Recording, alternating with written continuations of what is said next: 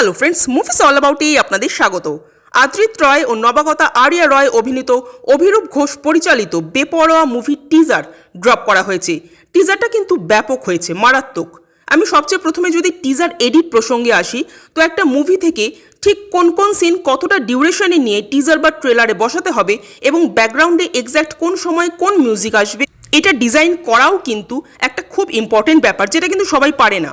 ফলে অনেক মুভিরই টিজার বা ট্রেলার আসে যেগুলো দেখতে খুব বাজে লাগে, কিন্তু এই মুভির টিজারটা দারুণভাবে ডিজাইন করা। এটা মূলত একটা ব্যর্থ প্রেমের কাহিনী। তো এই প্রেম কি কোনো তৃতীয় ব্যক্তির জন্য ব্যর্থ হলো, নাকি খোদ নায়িকার জন্যই ব্যর্থ হলো?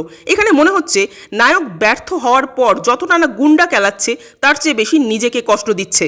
এখানে আদ্রিতকে একটা আলাদাই সোয়াগে প্রেজেন্ট করেছে মেকাররা, যেটাতে আমি অন্তত খুব খুশি। কারণ অ্যাজ অ্যান অডিয়েন্স আমার সবসময় মনে হতো টেলিভিশনের চেয়ে বড় পর্দায় আদ্রিতকে বেশি প্রয়োজন।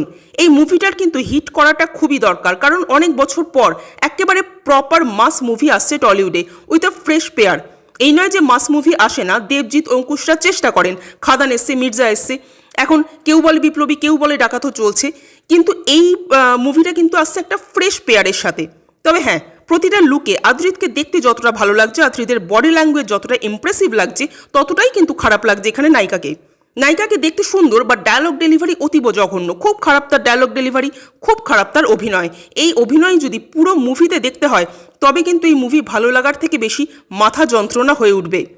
সে যাই হোক, সেটা তো মুভি রিলিজ করলেই বোঝা যাবে। তবে আমি মুখিয়ে আছি গানগুলোর জন্য, কারণ গান কিন্তু এখানে ভালো হতে চলেছে, সেটা টিজারে কিছুটা হলেও বোঝা গেল। তো ওভারঅল টিজারটা এবং আদ্রিতের প্রেজেন্টেশনটা আমার অন্তত বেশ ভালো লেগেছে। আপনাদের কেমন লেগেছে কমেন্ট করে জানাবেন। আর আমাদের ভিডিও ভালো লেগে থাকলে প্লিজ লাইক, শেয়ার ও সাবস্ক্রাইব করতে ভুলবেন না। Thank you.